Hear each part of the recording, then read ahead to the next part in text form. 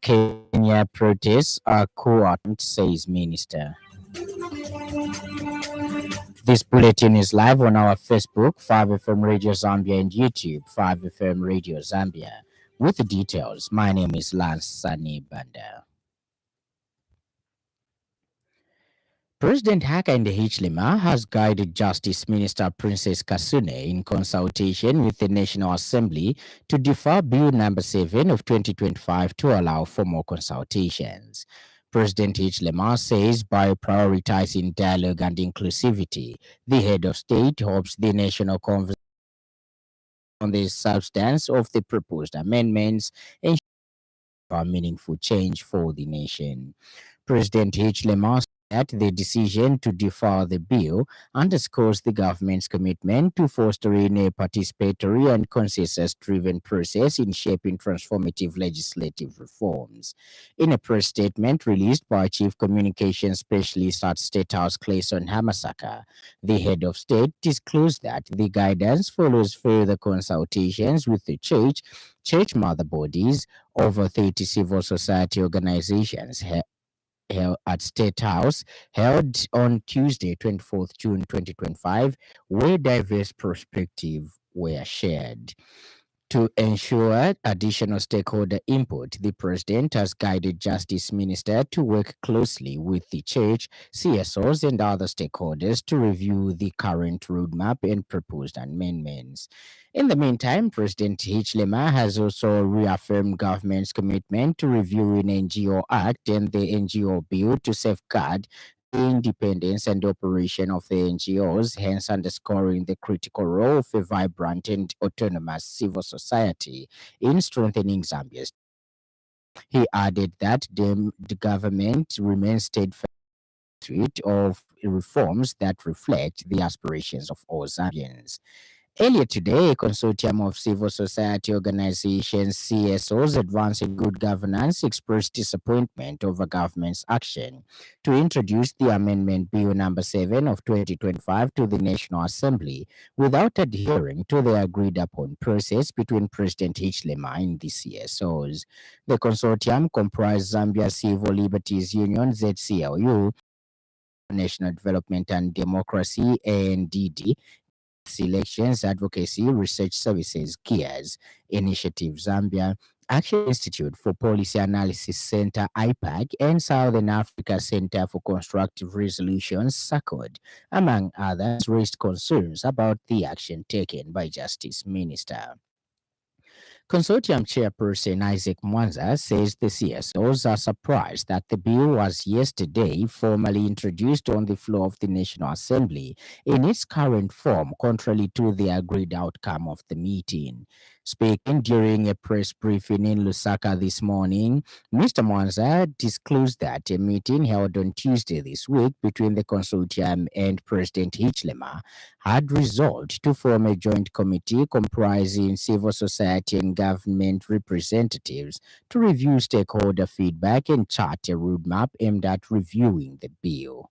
The President demonstrated a thorough understanding of the issues and expressed genuine appreciation for the concerns raised by all civil society organizations. In what we believed to be a consensus, the meeting agreed to the formation of a joint committee made up of representatives from both civil society coalitions and government to examine all stakeholder feedback and agree on a roadmap for reviewing the bill.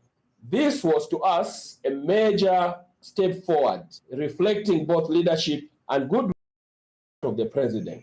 Now, members of the media, yesterday, the June 2025, Bill number 7 was formally introduced in the National Assembly for its first reading in its current form. The Human Rights Commission has called for enactment of laws that will criminalize torture in Zambia. Human Rights Commission spokesperson and Director Education, Training and Advocacy Mwelwa Mulea says that the Commission is concerned that acts of torture have remained unabated in Zambia, despite them resulting in serious injuries, permanent disabilities, and in extreme cases and loss of life of victims, among other serious effects. adds that torture constitutes grave violation of human rights and is completely prohibited under international human rights law, hence emphasizing that Zambia has an international, regional, and national obligation to outlaw torture through enactment of a national legislation that prevents, prohibits, and punishes acts of torture and other cruel, inhumane, or degrading treatment or punishment. Mr. Mulea has since reaffirmed the Commission's commitment to acknowledging the positive efforts by the state towards preventing torture through the prohibition of such acts under Article 15 of the Constitution, Chapter 1 of the Laws of Zambia, and the ratification of the United Nations Convention against Torture and Other Cruel, Inhumane, or Degrading Treatment or Punishment. Zambia today joined the rest of the world in celebrating the United Nations Day in support of victims of torture, which falls on 26th June of every year. Zambia National Women's Lobby Acting Executive Director Gordon Nachibinga has pointed out the pivotal role the media plays in advancing the rights of persons with disabilities. Speaking during a training session for journalists, Mr. Nachibinga noted that the media serves as a powerful tool in shaping public perception, raising awareness, and promoting inclusivity. He says that consistent and informed media coverage can help dismantle harmful stereotypes and prejudices against people with disabilities. He added that by portraying persons with disabilities in a dignified and accurate manner, the media can contribute significantly to societal acceptance and protection of their rights. Mr. Nachibinga further explained that awareness campaigns led by the media are essential in curtailing discriminatory practices and violations of disability related laws. He called on journalists to be intentional in their reporting, ensuring that issues affecting persons with disabilities are not sidelined, but rather brought to the forefront of public discourse. So we realize that the media may have certain limitations in the environment, especially to cover issues to do with persons with disabilities.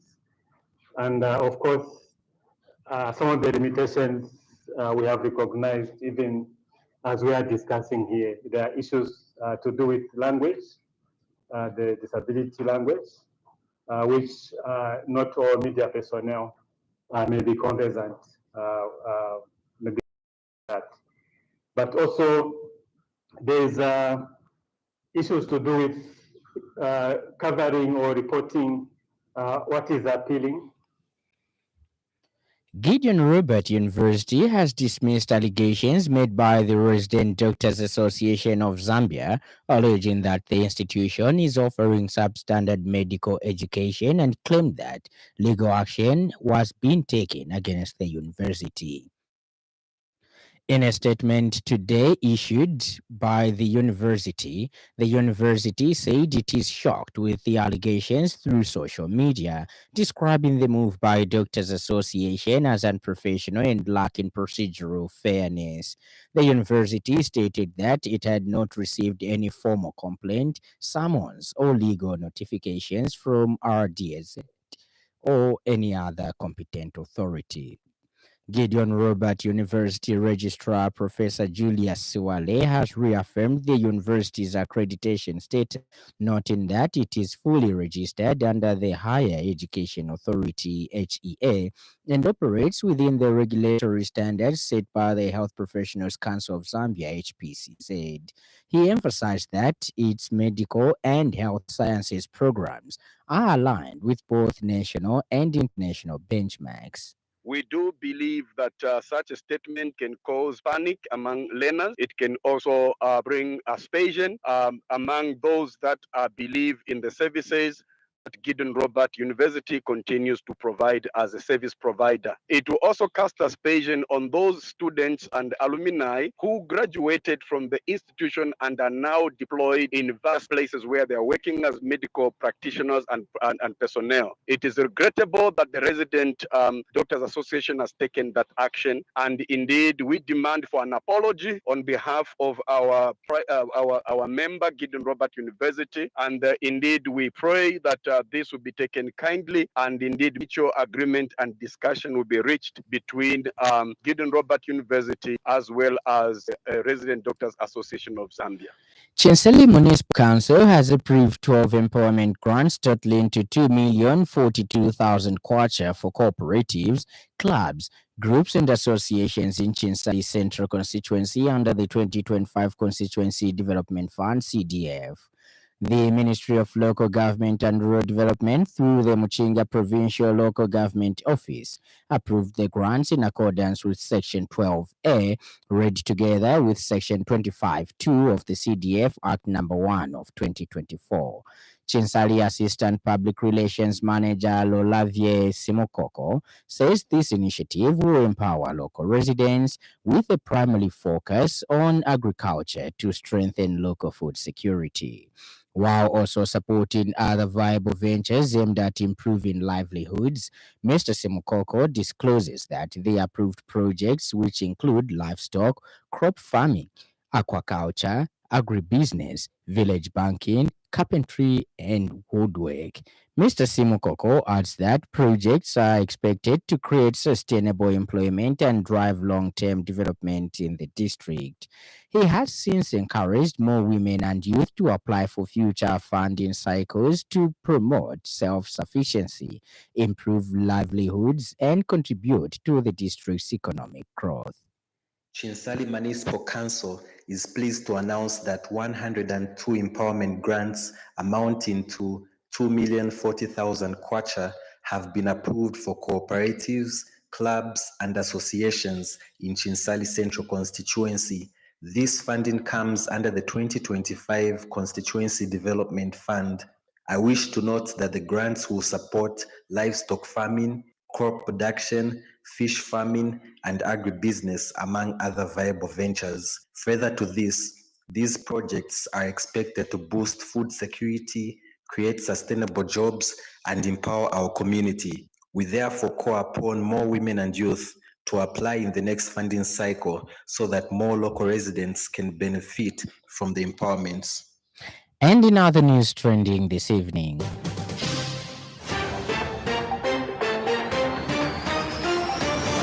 United Party for National Development UPND Media Director Maximue has sounded a warning that the party will soon be reporting individuals suspected to have committed cyber crimes during the funeral of the late 60th Republican President Dr. Edgar Chagwa Lungu.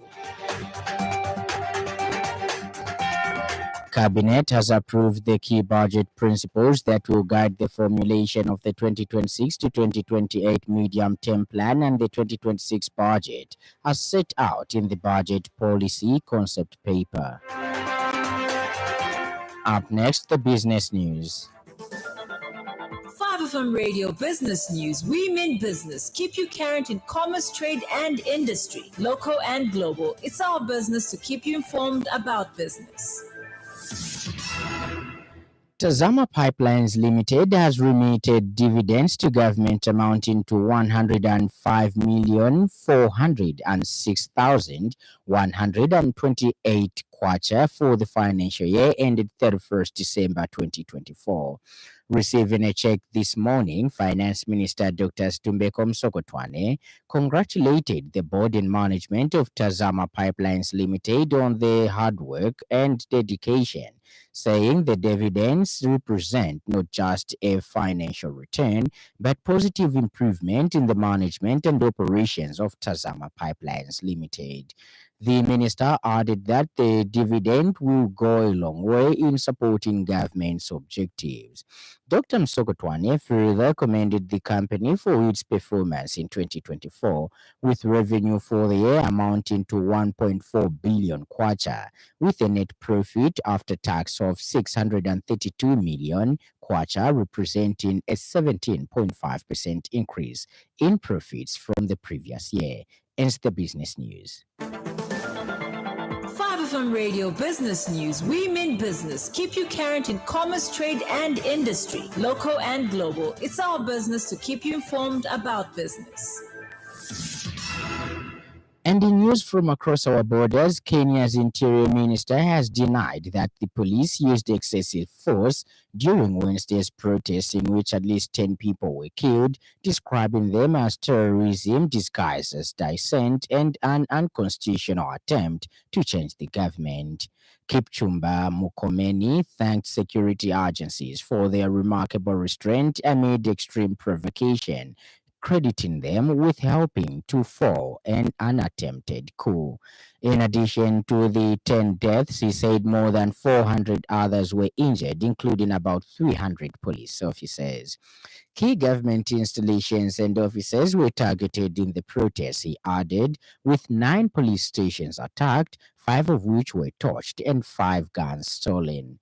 He said dozens of vehicles belonging to the police, government, and civilians were destroyed.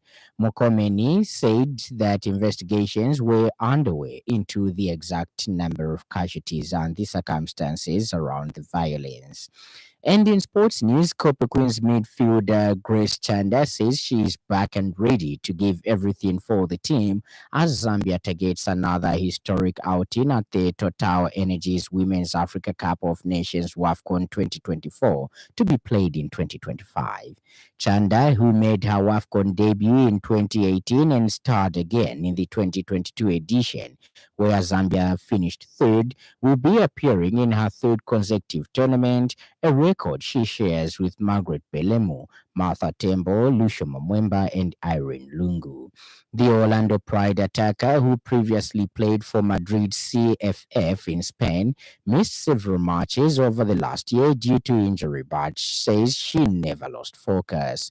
Chanda led the Copper Queens to a bronze medal in the 2022 edition in Morocco, Zambia's first ever podium finish at the biggest women's football extravaganza in Africa. Her goal this time around is to go even further. Zambia are in Group A alongside Morocco, Senegal, and DR Congo, and the Copper Queens will kick off their campaign against tournament's host Morocco on July 5. With a few training sessions under her belt since rejoining the squad in Mohamedia, Chanda says her hunger has only grown. And the evening weather report, a moderate and relatively dry airflow from the east continues to influence the weather over most parts of the country, leading to mainly sunny weather except for southern and western provinces that are under the influence of a strong and relatively dry airflow from the south, resulting in windy and a drop in night temperature. Ends our weather report, and that item brings us to the end of the news. But before we go, a recap of the stories that made headlines.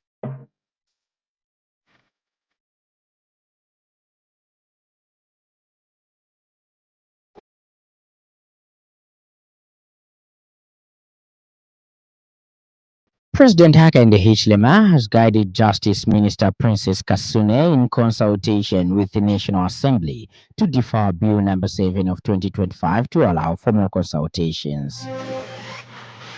The Human Rights Commission has called for enactment of laws that will criminalize torture in Zambia.